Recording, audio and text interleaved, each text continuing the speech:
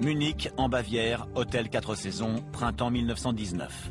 Rudolf von Sebottendorf, un Allemand se disant noble qui a vécu en Turquie au contact de derviches soufis, hérétiques musulmans, fonde la société secrète de Thulé. Thulé est la mythique patrie d'origine des hyperboréens ariens. Le numéro 2 de cette secte est Rudolf Hess, né à Alexandrie en Égypte.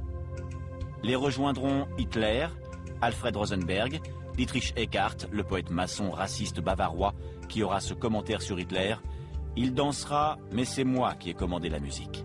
Ou encore Haushofer. Une loge de la Wemme existe à Vienne, évoquée par Arthur Schnitzler dans Double Rêve. À Berlin, on la rapproche de la société du Vril et de Madame Spranger, amie de l'anglais Alistair Crowley, deux précurseurs du futur Parti national-socialiste. Le 20 juin, on fête le solstice d'été dans la forêt de Teutoburg, près du château de Wewelsburg. Ici, Arminius a vaincu les Romains. Il y a des centaines de milliers d'années, des météorites sont tombées du ciel sur la Terre pour former les Externsteine, objets et lieux de culte des peuples germaniques anciens, hier comme aujourd'hui. Descendus du nord, ils ont gravé les runes de protection de l'initiation sur les murs des grottes des Externsteine. À chaque solstice, on se rassemble ici toute la nuit autour d'un grand feu pour célébrer la nature et le dieu Odin, appelé aussi Wotan. Ce rituel est pratiqué par les Allemands, les membres de Thulé et l'ASS d'Himmler. Et il est encore observé bien que le Christ ait fait plier l'Irminsul, arbre de vie païen. Celui-ci se redresse de temps à autre au sommet des Externsteine.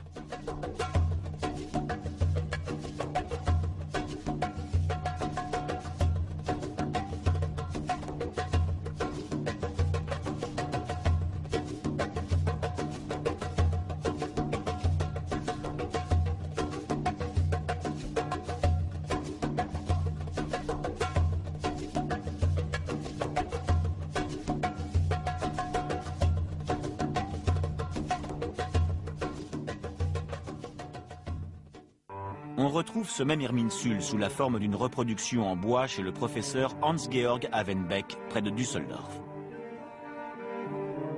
Le symbole de l'arbre de vie est commun aux Celtes et aux Saxons du monde entier, jusqu'aux conquêtes chrétiennes de Charlemagne. Depuis lors, ce symbole, comme c'est souvent le cas quand une nouvelle religion s'impose, n'a pas été oublié, mais assimilé par le culte catholique chrétien des régions les plus anciennes, où rites et symboles survivent, malgré tout, à travers les âges. Le professeur Havenbeck a été l'assistant universitaire en archéologie et philologie de Hermann Wirth, chef de l'ASS Ahnenerbe, groupe d'intellectuels qui a pour mission de retrouver l'hérédité ancestrale de la lignée germanique.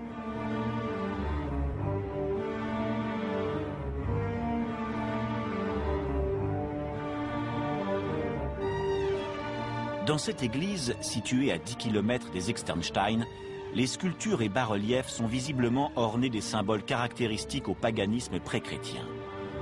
Repris et adaptés, ces signes sont également utilisés par la SS Totenkopf, à tête de mort.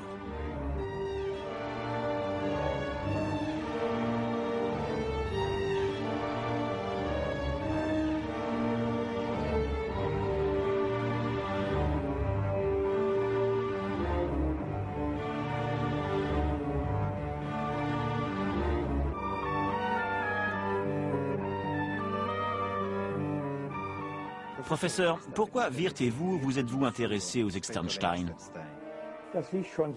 L'interesse di Wirth ed il mio si inseriscono. Wirth et moi-même avons commencé notre étude à un moment où il y avait un fort besoin de réponses. Je faisais partie d'un jeune mouvement considéré dans le prolongement du romantisme allemand par son enracinement populaire qui inspirait aussi la société de Thulé. Nous avons donc travaillé sur les Externsteine et avons même publié un ouvrage. Il est conseillé de lire les roches du sud vers le nord en terminant par l'image de Dieu penché en une pose qui rappelle son sacrifice. Ce témoignage tend à prouver qu'on acquiert la capacité d'agir à travers la conscience de soi et du domaine des lois naturelles. Le Fils de Dieu symbolise, selon moi, les événements du monde sur lesquels la lumière se fait au fur et à mesure du passage des saisons. Les Externstein sont déjà découvertes à l'époque des Romantiques, quand les frères Grimm entament l'écriture de leurs contes et quand pour la première fois, l'Edda est rendue publique en Suisse comme un document allemand. L'histoire des racines européennes fascine alors beaucoup. Le premier à écrire extensivement sur les Externstein est Goethe. La rune du dieu crucifié a été découverte par Wirth. On peut penser qu'elle est l'image du solstice d'hiver à travers lequel s'écoule le cours de la vie jusqu'à la résurrection. Elle est parfois appelée la rune de la résurrection, la vie qui renaît par cycle. Des recherches récentes de l'université de Heidelberg sur des échantillons de pierre ont révélé des traces de feu et les ont datées de l'ère pré-chrétienne. L'une des traditions germaniques les plus singulières est celle que l'on retrouve dans la légende ancienne des héros endormis, des dirigeants de toutes époques, des héros des Nibelungen à Charles V, Théodore le Grand, Charlemagne, Widukind, Frédéric Barberousse. Ils ne sont pas complètement séparés des vivants, ils dorment. Widukind à Siegburg en Westphalie, Charlemagne dans les souterrains du vieux château de Nuremberg, Barberousse sur le massif de Kyffhäuser, sous le porphyre et le granit de la Thuringe, où la terre s'ouvre parfois quand des musiciens venus d'Erfurt entonnent les sérénades de minuit. Ainsi, près de Detmold et des Externstein, la tradition germanique se perpétue. Mais il y a aussi une fonction initiatique. Face à l'empereur endormi, il y a l'initié, l'adepte qui se lève et réveille l'énergie assoupie qu'il a en lui. Tout ceci est souvent perçu à tort comme une initiation maçonnique qui reprend les mythes égyptiens, mésopotamiens et allemands qui survivent à peine. Dans les Externstein, on pratique la méditation runique et 4 fois par an, le rite du changement de saison, le solstice, autour d'un grand feu. 4 parties des Externstein se démarquent. Il y a d'abord l'autel, avec le trou dans lequel le soleil naît puis se couche au solstice. Puis le bas-relief du Christ, qui fait plier l'irminsule du pied. Ensuite, la grotte où est inscrite la rune de la Renaissance. Et enfin, la fausse tombe, destinée à la cérémonie initiatique de mort et de renaissance.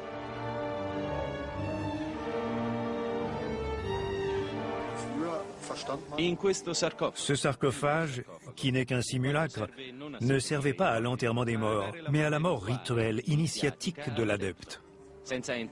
Sans trop entrer dans les détails, le but est de prendre conscience de l'importance de la respiration et du rôle de l'air dans les différentes techniques de méditation. La personne se couchait et on la recouvrait d'un tissu, de branches ou de pierre. La rune des Externstein est Elatz. Elle symbolise la demande de protection. C'est la rune de convocation des forces protectrices dans les mythes nordiques, la rune des Valkyries. Ce sont les racines d'un arbre et les bras d'un élan de recherche affective ou de protection. C'est la rune du cygne qui représente les entités, les anges du christianisme qui volent et n'entrent jamais en contact avec les éléments, l'eau et l'air. Ils communiquent directement avec Odin.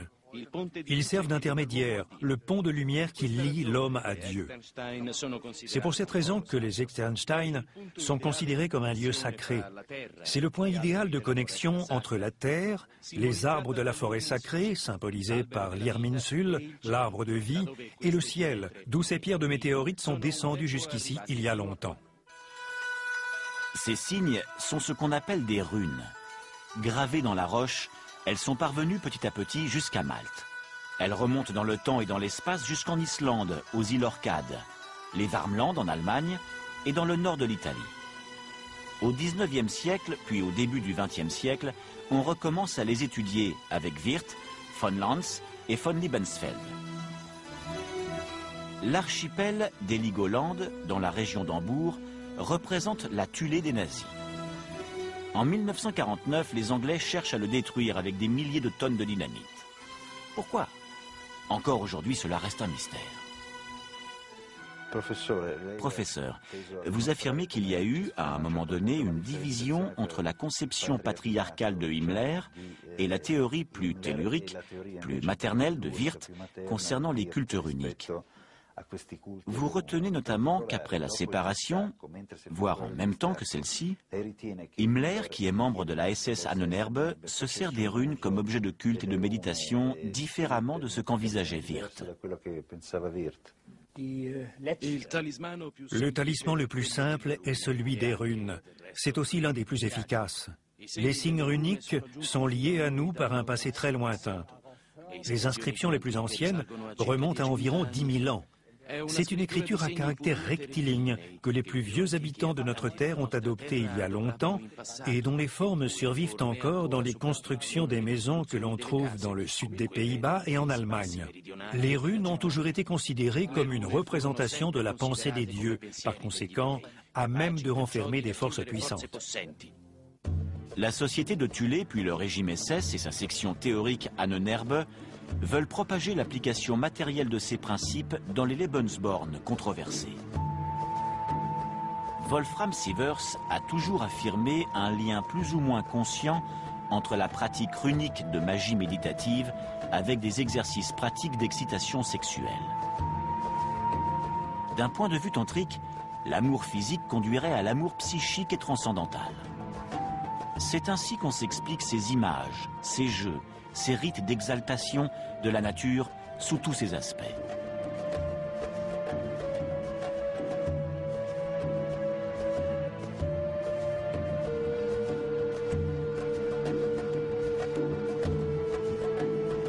Les SS ont plusieurs centres de formation, comme en Allemagne, les Ordensbürger, entre 1935 et 1945.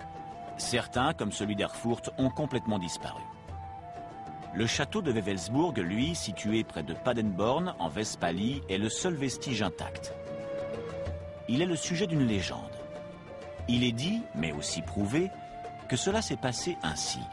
Les Allemands eux-mêmes, sur ordre de Heinrich Himmler, ont tenté de le détruire au printemps 1945. Cette histoire rocambolesque n'a jamais été tout à fait éclaircie. Une chose est sûre. Les SS ont mis le feu à une grande quantité de documents et à une partie de la tour nord de ce château original en forme de flèche. Himmler l'a acquis pour une poignée de marks dans les années 20, avec pour objectif de le transformer en sanctuaire de son idéologie. Nous sommes aux abords de Wewelsburg, dans le cimetière militaire allemand non loin du château. La majeure partie des hommes enterrés ici sont des SS tués à la fin de la guerre. Le château de Wewelsburg se trouve au cœur de la forêt de Teutoburg, dans le centre de l'Allemagne, où Arminius, chef de guerre local, a vaincu les légions romaines. Ce château a été acheté par Himmler en personne au début du XXe siècle, pour créer l'école d'initiation et de formation de CSS, et surtout la SS Ahnenerbe. Wewelsburg est sous le contrôle direct d'Himmler jusqu'en 1945. Il a été restauré pour en faire une école pour leaders militaires et politiques de la SS. Le but de cette entreprise est l'expansion continue jusqu'à ce que tous les paysans vivant à proximité de la forteresse soient contraints d'aller s'installer ailleurs. À la fin de la guerre, Himmler lui-même cherche à détruire le château sans y parvenir. 90% des murs sont encore debout. Il ne manque que des documents et des bibelots.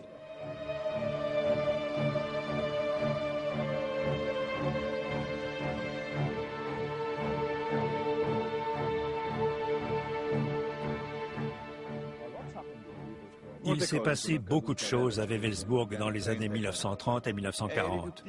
On ne peut évidemment pas montrer grand-chose devant les caméras, mais en substance, c'est à Wewelsburg qu'Himmler ambitionne de sélectionner la future élite de ses fidèles SS. Il ne s'agit plus seulement de conserver cette organisation telle qu'elle a été conçue, une simple police, mais d'en faire quelque chose de plus, de différent. Wewelsburg doit devenir le centre idéologique, avoir un pouvoir sur le Nouveau Monde si, une fois la guerre terminée, les vainqueurs sont allemands.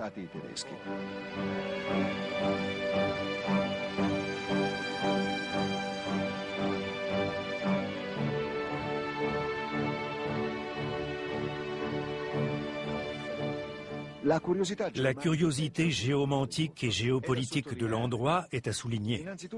La géomancie est avant tout l'étude des lignes de force et du flux énergétique et divinatoire de la Terre, comme l'astrologie par rapport aux astres. D'origine chinoise, la géomancie développe l'expansion dans l'harmonie. La géopolitique en est l'expression militaire. Ainsi, Wewelsburg est au centre des radiations magnétiques et le château lui-même est en forme de flèche et par son orientation montre la direction nord-sud, soit la dynamique des futures frontières. En cela, on dépasse les systèmes bénédictins, jésuites traditionnels, qui à l'époque connaissent déjà la géomancie, mais elle se positionne sur un axe est-ouest. La flèche de Wewelsburg rappelle la lance de Longinus, celle du destin, c'est-à-dire le Graal. Longinus aurait percé le flanc du Christ et été inondé par son sang, le Graal. La lance a été retournée à Vienne, elle fait partie du trésor des Habsbourg. Hitler se l'est appropriée au moment de l'Anschluss et l'a emmenée dans le sanctuaire des souterrains du palais du national-socialisme de Nuremberg. Le jour de la mort d'Hitler, une bombe américaine la remet en lumière, c'est son destin. Elle ne meurt pas, elle se redresse. Mais nous n'avons pas de données concrètes sur la pensée d'Himmler. Nous connaissons un ensemble de fragments et de composantes variées. C'est un personnage très complexe. Ce n'est pas juste un fou et un assassin. On n'a pas encore recomposé sa pensée ni découvert toutes ses influences. Il y a un véritable mystère autour du pouvoir énorme et obscur de cet homme qui a terrorisé et terrorise encore le monde entier à la seule évocation de son nom. Il est difficile de ne pas le diaboliser, tout comme il est difficile d'avancer des hypothèses sur le fonctionnement de tout un système de pensée sur lequel est fondée l'idéologie ou plutôt la mystique de ces prêtres soldats. À la fin de la guerre, ils sont 1 million à maîtriser les éléments de base de cette pensée.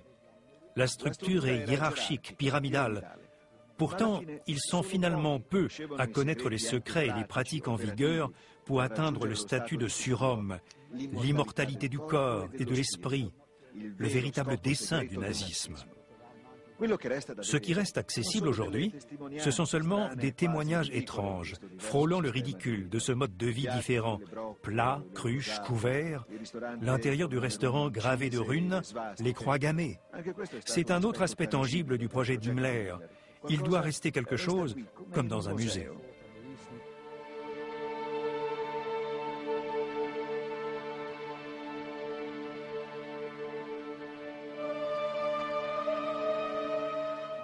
Vestige encore plus inquiétant et plus significatif du château de Wewelsburg, le Valhalla, le souterrain voulu par Himmler. 12 piédestaux sont érigés là où se tenaient 12 SS. Ce nombre magique est celui des 12 initiés assis à l'étage supérieur, des 12 mois, des 12 disciples, des 12 officiers commandants présents à Wewelsburg. Plus un seul en civil. Cet homme en tenue de ville est le théoricien qui a créé tout ceci.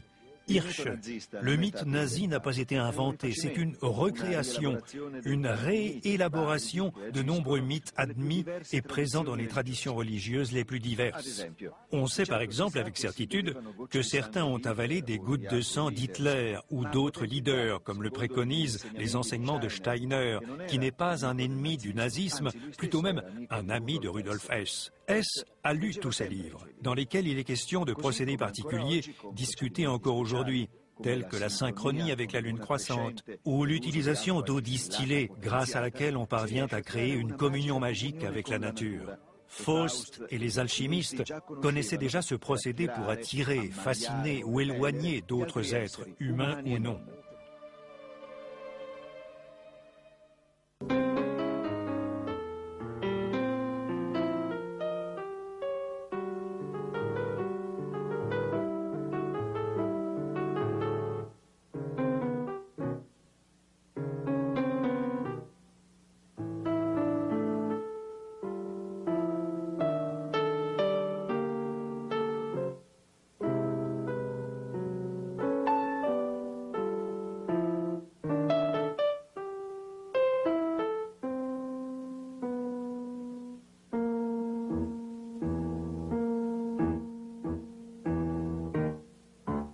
Comme vous le savez, Himmler lui-même a été élevé dans une famille qui avait des principes religieux solides.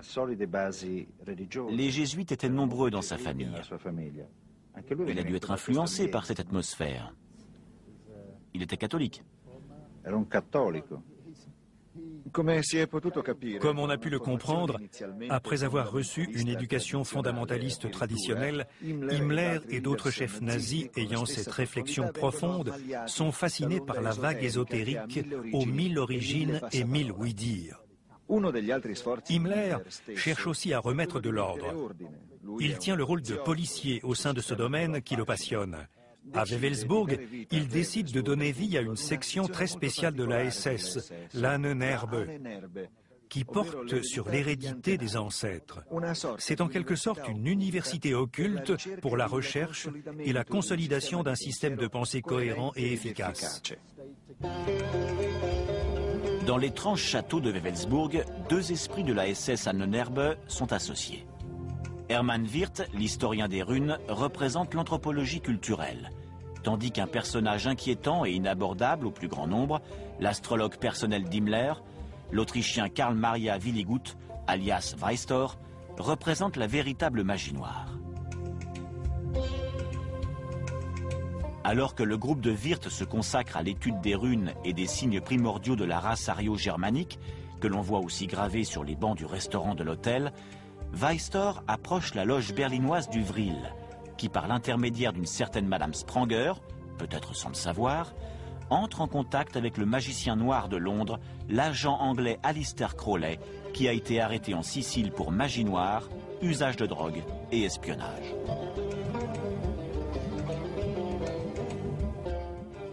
Nous sommes dans ce qui s'appelle le Valhalla, le souterrain de Wewelsburg. Quelle était sa fonction? D'après les documents secrets que nous avons en notre possession, nous avons déduit que cette pièce souterraine est le théâtre d'un rituel dit « première cérémonie de la suffocation ». Ici, les 12 militaires au garde à vous mettent le feu à chaque solstice, marquant le changement de saison, à un drapeau ou à un étendard, sans doute l'un de ceux baptisés symboliquement par Hitler avec le drapeau taché du sang des premiers morts du nazisme. Le baptême des drapeaux est un rite d'union collective par le sang. Tous participent. Seuls 12 militaires et leurs 12 secrets sont présents pour voir s'élever les volutes de fumée vers l'étage supérieur. Elles passent à travers la grille de la svastika sur le plafond du souterrain. Ceux qui se trouvent à l'étage supérieur peuvent ainsi lire leur avenir comme les Allemands se servaient des runes au temps de la préhistoire. La philosophie de Wirth concernant les runes peut être résumée par sa traduction du frison des Chroniques d'Uralinda, qui compte l'histoire de la famille Ober-den-Linden au 7e siècle avant Jésus-Christ. Elles ont auparavant été traduites par un Hollandais, mais le document se révèle être faux, puisqu'on y trouve des runes dérivant des majuscules de l'alphabet latin. Wirth, par contre, soutient que son récit est authentique et qu'il provient de l'île d'Heligoland, et que ses écrits se sont éparpillés lors d'une tempête. Dans tous les séminaires germanistes, et même parmi ses admirateurs d'un temps, on prend alors ses distances avec lui. Alfred Rosenberg a déjà manifesté dans son mythe du XXe siècle son mépris pour les croyances de Wirth. Il décrète l'interdiction de parler de lui dans l'organisation du parti et élimine toute référence à Wirth. Mais c'est Himmler qui va le récupérer et le ramener au château de Wewelsburg.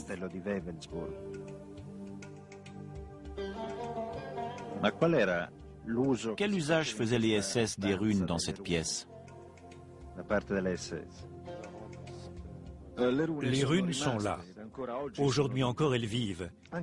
Et dans le national-socialisme, l'oracle de la rune est très suivi au sein de l'Ahnenerbe, surtout par Wirth et Havenbeck, qui se sont intéressés à la dimension nordique de l'occulte. Au contraire, Hirsche est un grand connaisseur de l'Orient. Conformément aux principes taoïstes, il conçoit les volutes de fumée comme un système de prédiction. Les 12 initiés s'assoient ici.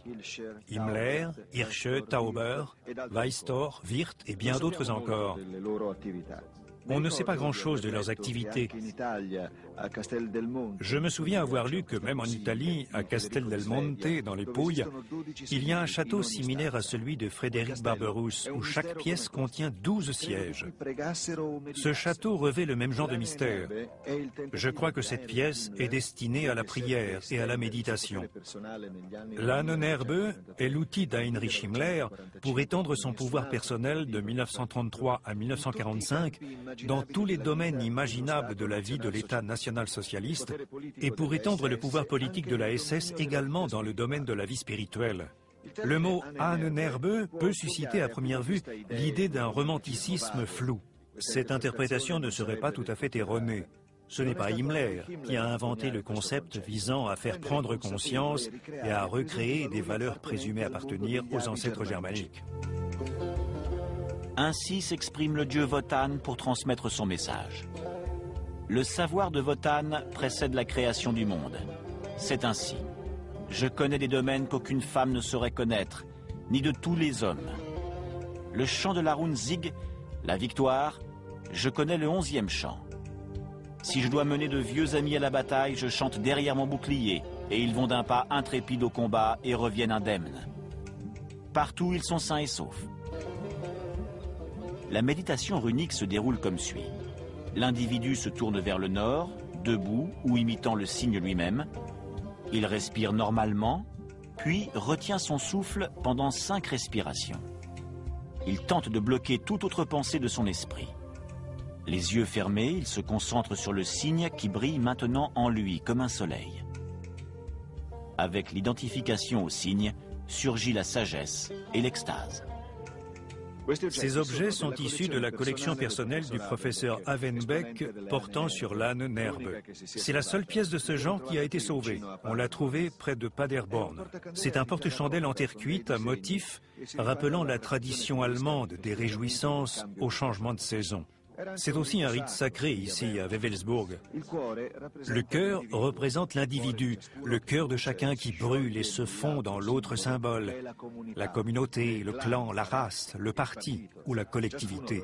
Chacun l'interprète comme il veut. Afin de parler de l'aspect collectif, qui peut également être inconscient, nous rencontrons l'écrivain chilien Miguel Serrano. Hermann Hesse, son vieil ami, et Carl Gustav Jung font partie avec lui du Cercle Hermétique, un groupe à tendance gnostique qui connaît bien de nombreux aspects occultes du national-socialisme. Serrano vit près de la frontière entre le Chili et l'Antarctique. Il se considère encore comme l'unique véritable porte-parole du nazisme ésotérique. Il a une culture profonde du monde indien. Il a vécu 10 ans en Inde, où il a connu Nehru et Indira Gandhi, puis au Tibet. Il pratique le tantrisme et a réalisé ce qui, selon lui, est la synthèse parfaite entre l'hindouisme et l'idéologie occidentale.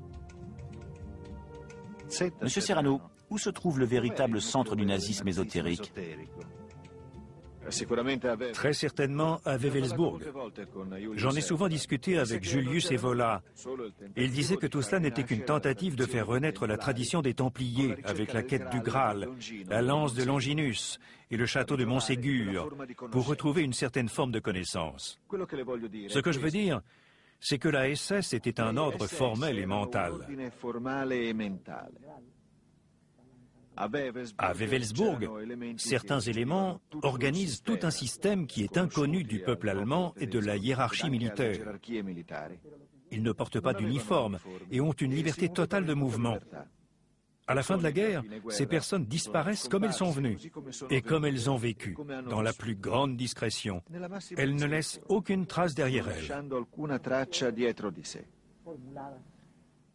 Lors de mon dernier voyage en Allemagne, on m'a transmis une liste des hauts militaires de la SS qui ont été considérés disparus en 1943-1944. Or, je sais qu'aucun d'eux n'est mort. Ce sont des morts apparents.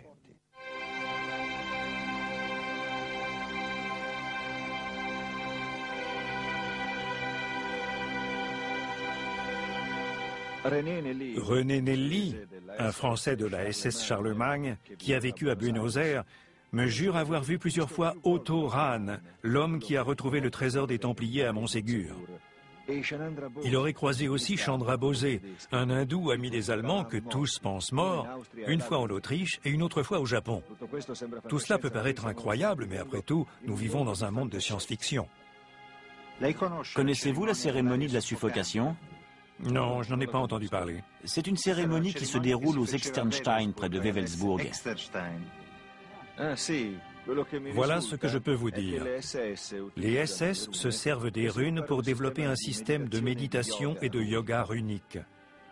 Les runes correspondent aux chakras, les roues, les centres occultes de l'énergie qui sont à l'intérieur de notre corps, parallèles aux organes physiques. L'objectif est de créer le Sonnermensch, l'homme soleil, de passer de l'état d'homme à celui de surhomme, d'homme éternel. Ils y parviennent, et de quelle façon? C'est un genre immortel, au sens littéral du mot. Ce sont des morts vivants. Ils ont franchi le seuil de la mort mystique. Dans les Externstein, il y a une tombe creusée dans la roche. C'est en fait une fausse tombe. C'est ici qu'ils passent des heures et des heures, une nuit entière, à réciter des mantras et à méditer en contrôlant son souffle et en visualisant mentalement les runes. C'est ici que se crée le vrai Arien. Le peuple Arya est celui qui est né deux fois. Celui qui meurt renaît, et celui qui renaît ne mourra plus jamais. La crémation des cadavres s'inscrit dans la tradition des Arya. C'est la libération dans l'éther du véritable corps immortel, le subtil, l'omnipotent. Enterrer les morts revient à attendre la résurrection du corps. En Chine et en Inde, il existe une troisième voie. Les sages sont embaumés. Aurobindo a été momifié à Pondichéry. Le taoïsme dit que le sage renaît dans sa tombe. Si on ouvre celle-ci, on n'y trouve pas de cadavre, mais une épée. C'est le sens ésotérique d'Excalibur. L'épée représente la colonne vertébrale occulte du corps humain. Les hindous l'appellent Shushumna. Ida et Pingala s'enroulent autour d'elle comme le caducée d'Hermès. C'est à travers Shushumna que remonte la Shak, la force immortelle de Kundalini qui, du bassin, rejoint le sommet de notre cerveau. Le corps subtil prend vie et entre en contact avec les astres à travers le Brahmarandra. Le corps physique, les os, les muscles, sont la cristallisation du corps subtil. On lui donne un nom réducteur, celui d'âme. La masse de notre corps, cependant, est transitoire et pesante. L'occulte est ce qui permet d'aller au-delà de l'ego. Le corps limite et empêche de s'intégrer au reste. Le vraj, le vril en allemand, est le rouge. Le noir, c'est notre époque. Le Kali Yuga, ère de la décadence. Avec la mort mystique, il y a la nigredo, puis on va vers l'albedo, le blanc du drapeau, et la rubedo, matière rouge et immortelle. Tout ceci figure dans le christianisme original ésotérique qui ressemble à celui de son référent ancestral, le votanisme.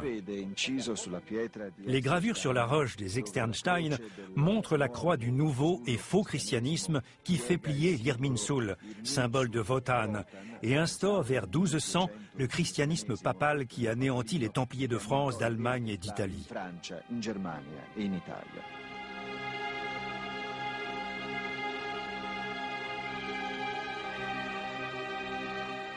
Le Christ, le vrai, revient le troisième jour.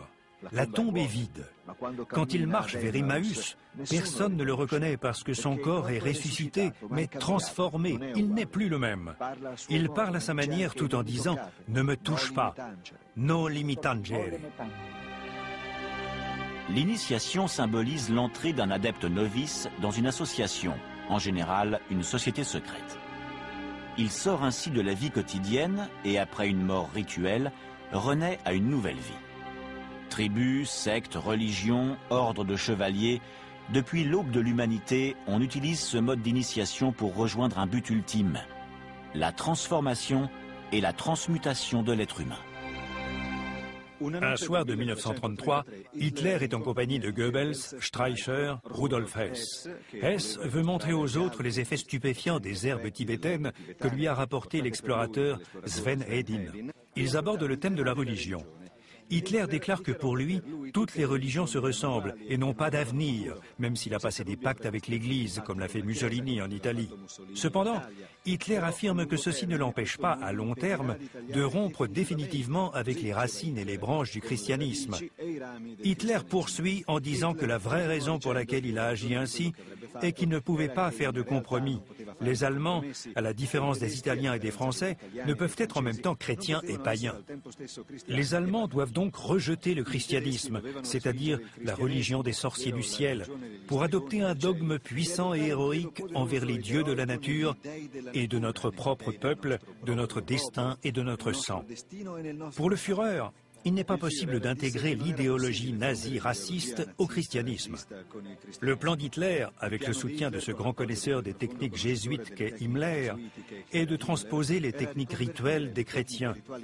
L'Église a déjà, en son temps, réadapté les fêtes païennes en faisant évoluer leur signification. À son tour, le nazisme s'empare des fêtes chrétiennes. Hitler est fermement opposé au mythe nordique. En ceci, il se heurte à Himmler. Il trouve inutile la simple récupération du paganisme de l'époque pré-chrétienne.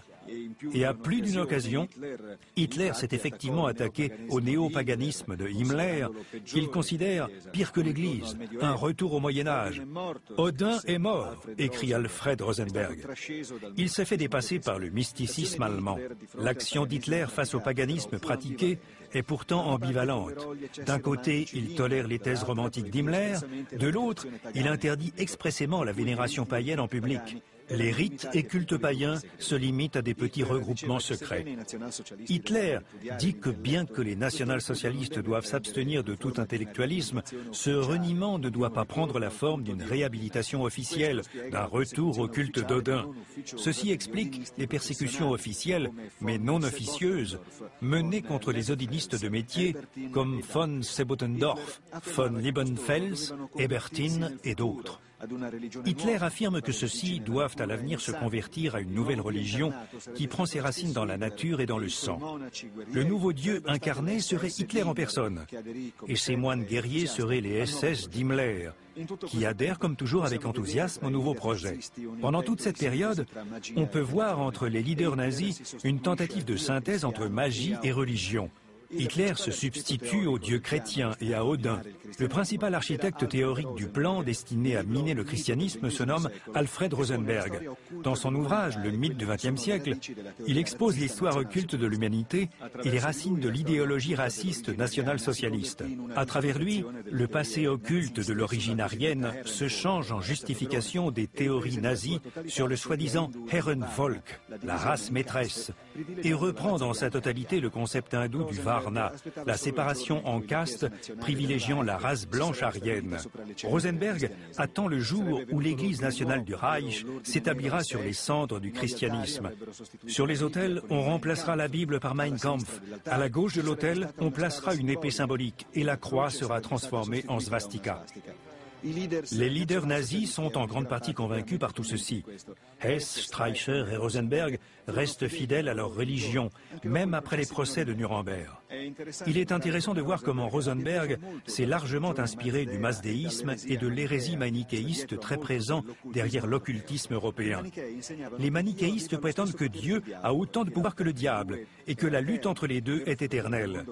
Selon eux, le vrai créateur du monde matériel est en fait le diable qui est roi du monde, alors que Dieu est trop spirituel pour s'occuper de choses plus matérielles. Malgré cela, le nazisme affirme transcender le bien et le mal. Les anges sont attirés par les symboles du pouvoir absolu, le Graal, d'où les nombreuses missions effectuées par la SS dans le monde entier qui ont pu paraître absurdes ou étranges. Tout ceci trouve un écho tardif en avril 1945, quand le pape Pie XII définit ouvertement le national-socialisme comme l'arrogante apostasie de Jésus-Christ, la négation de ses doctrines et de sa rédemption. Le pape déclare également que si Hitler avait gagné la guerre, il aurait orchestré lui-même l'exécution du pape sur la place publique.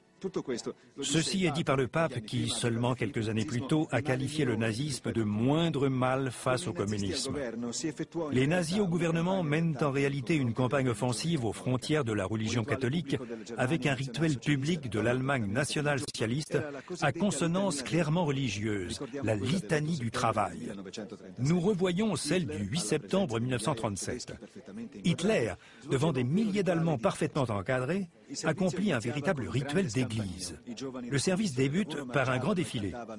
Les jeunes recrues du service du travail marchent et chantent, font le salut au drapeau, le salut aux emblèmes, le salut au Führer, son créateur, le salut à tous ceux qui sont morts pour lui. Ensuite, tous lèvent leurs étendards et leurs drapeaux et une voix s'écrie « Ici, à l'occasion de cette grande célébration, nous nous engageons sur une nouvelle voie. Nous nous tenons devant notre peuple et notre guide au sacre unique sous nos drapeaux ondoyants, le cœur ouvert et prêts à obéir. » Ce à quoi tous les participants répondent « Nous sommes prêts !» Et après avoir crié à l'unisson « Germania !», ils écoutent un ensemble de corps jouer. Et l'une après l'autre, 4 voix représentant les 4 castes hindous, ainsi que le nord, le sud, l'est et l'ouest, entonnent des hymnes à l'Allemagne, à la nation, à la maternité, au travail, à la nourriture, au combustible. Puis, les soldats armés d'épées marchent au pas solennel en hommage aux morts. Pour conclure la cérémonie, un chœur masculin célèbre la transformation et la renaissance. Grâce aux témoignages recueillis auprès de survivants désormais âgés et aux quelques écrits rassemblés, on a pu faire une première reconstitution de ces initiations publiques et privées. Il y a ainsi la cérémonie publique du baptême des drapeaux. Hitler touche drapeaux et étendards avec la toile tachée de sang lors des affrontements de Munich en 1923. Nous avons vu, ou au moins nous avons essayé de montrer le plus simplement et le plus efficacement possible, malgré la rareté des données et des images, comment se déroulaient certains rites initiatiques à l'intérieur du noyau le plus occulte du national-socialisme.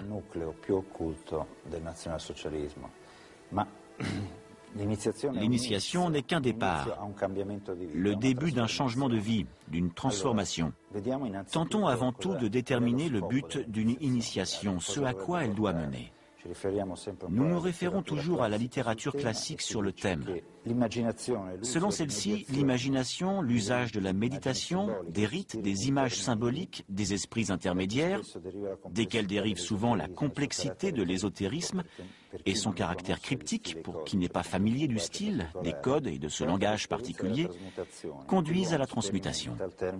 Lors de cette dernière, l'homme parcourt un itinéraire initiatique au terme duquel il accède à un autre monde. C'est une transformation radicale de tout son être. En résulte une transformation, une transmutation. Nous voyons que c'est la rédemption pour certains, et pour d'autres, c'est la création d'une énergie différente, le vraj, comme l'appellent les hindous, le vril en théosophie.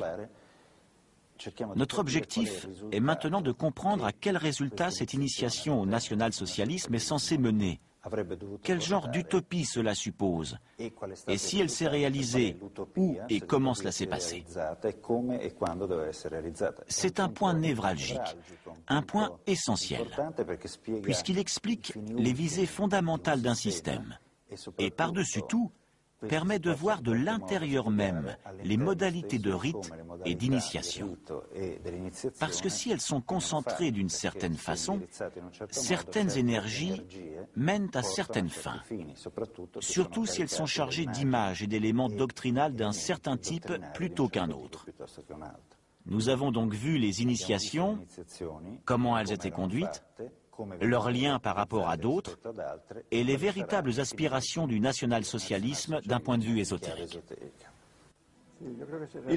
Le nazisme a pour fin la transmutation avec un objectif ultime, l'état de Sondermensch, l'homme-soleil, l'homme qui transcende l'aspect humain et l'aspect physique.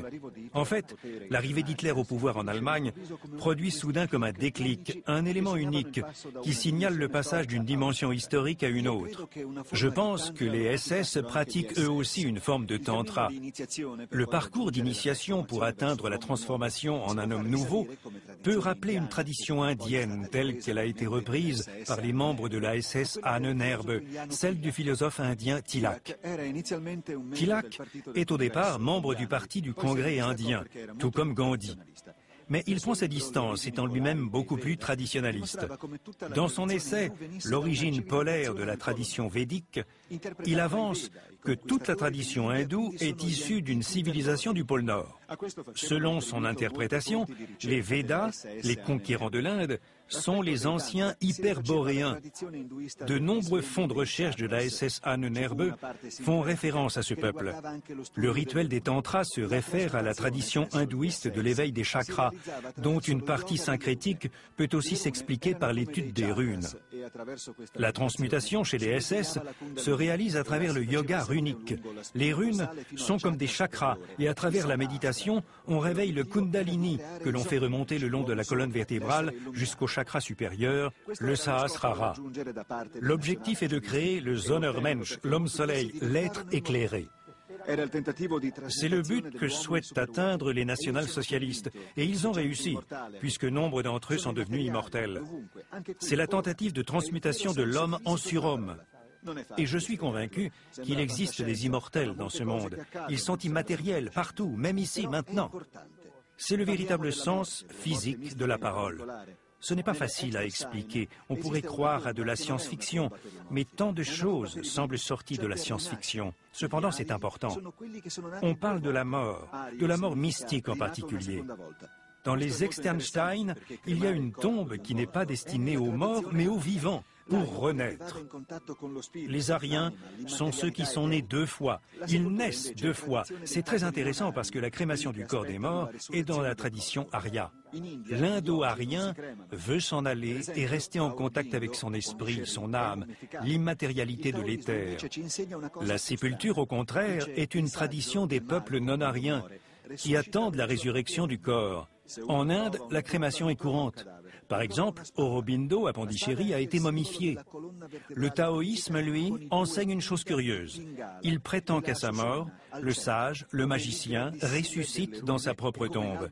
Si on trouve une tombe, on n'y voit pas de cadavre, mais une épée. L'épée est aussi le symbole de la colonne vertébrale physique.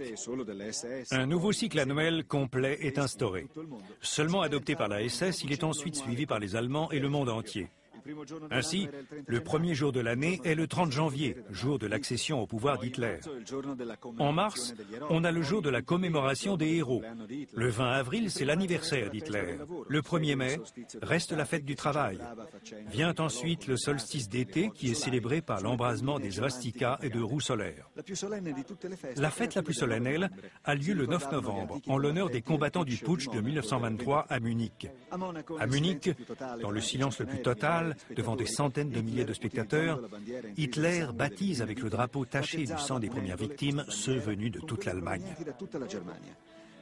La dernière fête du calendrier national-socialiste est Yule, qui remplace le Noël chrétien, qui avait déjà pris la place du solstice d'hiver. On revient alors à l'ancienne cérémonie des Lumières de Yule. En décembre 1936, Himmler envoie un message à tous les chefs de la SS leur ordonnant de célébrer cette fête. Il leur dit que la lumière mourante de l'année écoulée sera récupérée par les flammes de la nouvelle année. Il symbolise ainsi la continuité de la vie allemande. Himmler organise ses SS selon l'ordre jésuite plutôt que sur le modèle militaire de type antique. J'aimerais aussi rappeler qu'Himmler est issu d'une famille profondément catholique. Son père est précepteur de la famille noble bavaroise de Wittelsbach. Il a l'honneur de prénommer son propre fils Heinrich comme le jeune fils de Wittelsbach. Mais revenons aux jésuites. Le fondateur des jésuites, Ignace de Loyola, établit une structure de commandement et d'initiation qu'Himmler suit en détail.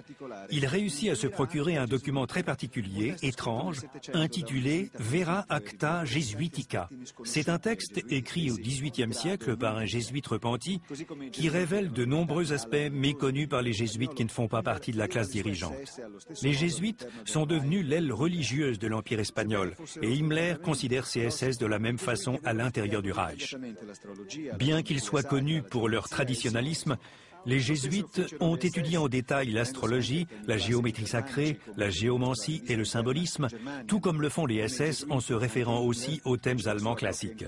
Et comme les jésuites, Himmler mène sa propre inquisition.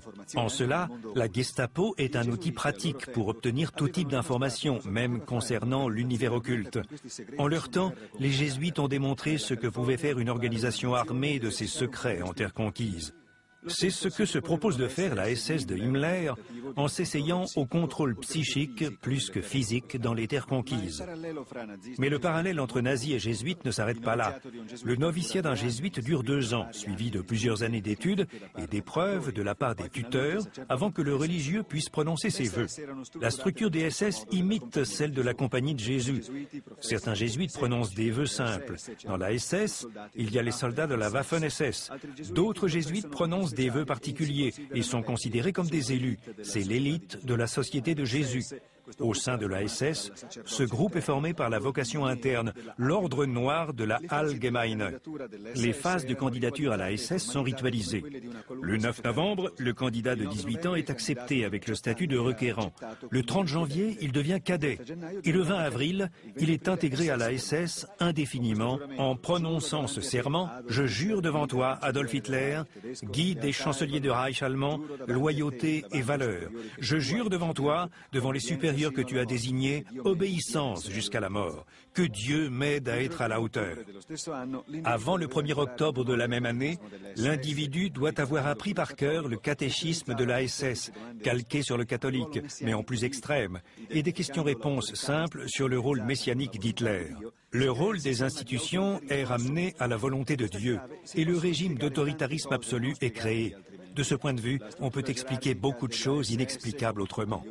La structure hiérarchique de la SS, comme tous les ordres cultes religieux, est divisée en 3 niveaux d'initiation. Il y a les simples frères, les prêtres et les grands prêtres de l'ordre noir. Dans l'ordre d'Himmler, il y a 3 insignes. Le symbole inférieur en argent, un anneau gravé de runes et la signature d'Himmler. La dague, elle, est le symbole de commandement des prêtres SS. Ce sont les Obersturmführer. À la tête de cette élite, il y a une élite interne. Hitler est influencé par les rites archaïques des chevaliers teutoniques de Barberousse et du roi Arthur. Pour cette raison, et par mimétisme avec le Christ, il choisit ses 12 meilleurs éléments pour en faire ses premiers disciples. Au-delà de la maîtrise des arts martiaux, il possède les vertus chevaleresques de force, de valeur et de loyauté. La capacité de raisonner ne compte pas parmi les vertus chevaleresques. L'essentiel, c'est l'obéissance à l'autorité supérieure, au guide. Au Moyen-Âge, les chevaliers avaient pour mission de créer un ordre sur terre. Les SS tentent de mettre en place et d'imposer un système féodal sur ce qu'ils considèrent comme l'humanité inférieure. Himmler cherche des domaines féodaux à l'Est pour que les SS, tels les chevaliers teutoniques, soient forcés d'éliminer les nations non germaniques de l'Est. On peut voir une autre analogie entre l'ordre teutonique et les SS. La bureaucratie méticuleuse, recueillant toutes les données de chaque membre, les archives financières, légales et doctrinales. Les quartiers généraux du commandement des chevaliers teutoniques et ceux de la SS sont à la fois centres militaires et religieux.